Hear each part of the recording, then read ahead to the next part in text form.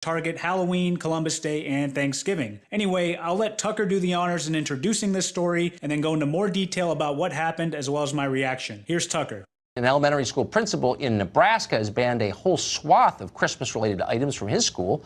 That would include Christmas trees, elves, Santa, and red-green color combinations. How about candy canes? Are they allowed? No. They're banned too. Why? Because they're in the shape of a J, which represents Jesus.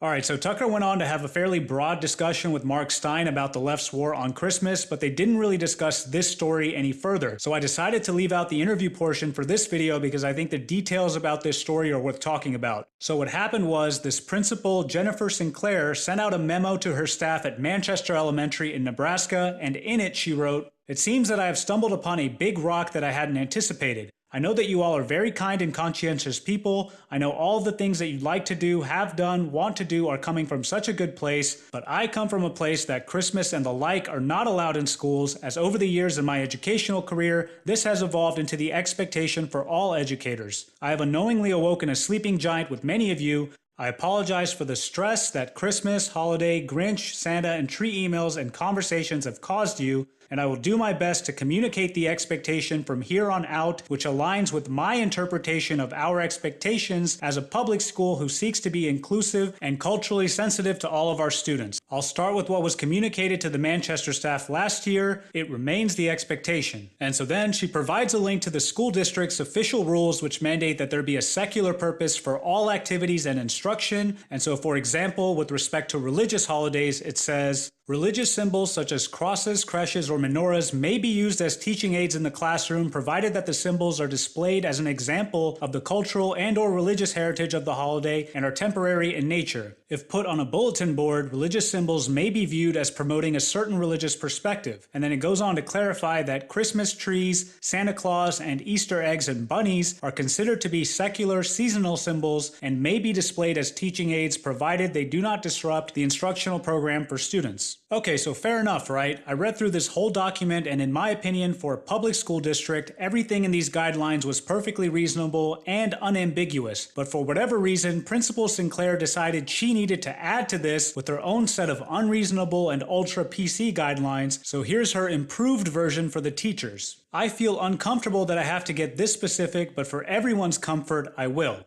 Acceptable practices: gifts to students, students making a gift for a loved one, snowmen, snow women, snow people, and snowflakes, gingerbread people, holidays around the world, different cultures, sledding, hot chocolate, polar bears, penguins, scarves, boots, earmuffs, and hats, Yetis, and Olaf from Frozen, I guess. I haven't seen the movie. Not acceptable." First thing on the list, Santa's or Christmas items. So apparently the principal didn't read the official guidelines from the district, or maybe she did and forgot, because they clearly stated that Santa was okay, as I read earlier. Anyway, also banned are Christmas trees in classrooms, elf on the shelf, singing Christmas carols, playing Christmas music, sending a scholastic book that is a Christmas book, making a Christmas ornament as a gift, because this assumes that the family has a Christmas tree, which assumes that they celebrate Christmas, and Principal Sinclair challenges the thought of, well, they can just hang it somewhere else. Of course she does. And here's the one that grabbed the headlines: candy cane, because historically the shape is a J for Jesus, the red is for the blood of Christ, and the white is a symbol of his resurrection. This would also include different colored candy canes, presumably because of the J, I suppose. And then finally, red-green items, which are traditional Christmas colors, reindeer, and Christmas videos, movies, and or characters from Christmas movies. And then she signs it, "The Unintentional Grinch Who Stole Christmas," from Manchester, indeed. So obviously this is a load of BS to any rational human being, I would hope, and thankfully the school district agrees with me here, and they did handle this embarrassment appropriately and swiftly. So here is a summary of their response. This is from a local news station in Omaha. Omaha! Hayden's right side. Omaha!